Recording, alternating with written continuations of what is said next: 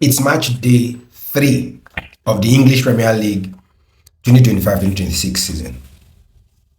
And here are my predictions for the games for this weekend. Chelsea versus Fulham. Fulham are a strong team, so I don't expect an easy ride for Chelsea. But Chelsea are at home, so I still expect them to scrape a victory. So 2-1 to Chelsea. Manchester United versus Burnley. This is Manchester United's chance to secure their first victory of the season, especially after the disappointment of midweek. So 3-1 to Manchester United. Sunderland, Brentford. Sunderland have won their first game, lost their second game. Brentford have done well, so this might be a tight one. So I'll say 1-2 to Brentford, or better still, a minimum of 2 goals in this game. Spurs, Tottenham versus Bournemouth. Tottenham are at home. Bournemouth have been a strong, steady side also. It might not exactly be an easy ride for Tottenham, but I still see them winning. So 2-1 to Tottenham.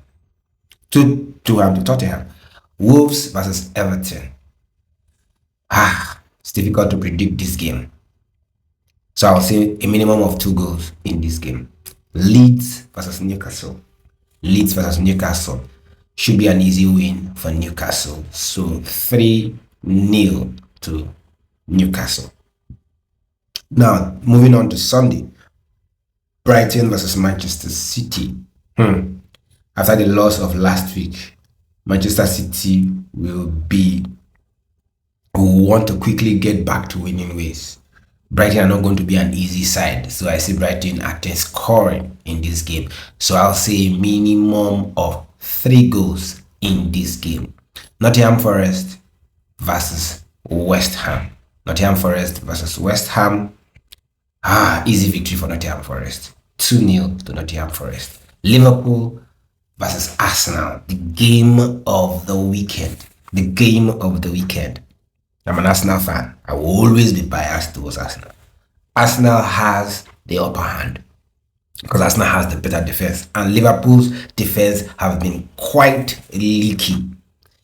In the same vein, their attack also, they have scored the highest number of goals in 2 games. They have scored 7 goals.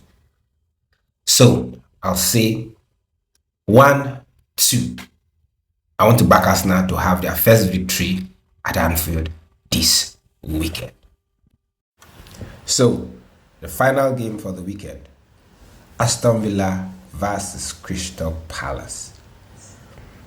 This game can go either way. Crystal Palace have showed good form already. Aston Villa are not exactly bad themselves. So, and I see a possibility of a draw in this game. However, to be on the safe side, I'll say a minimum of 2 goals in this game.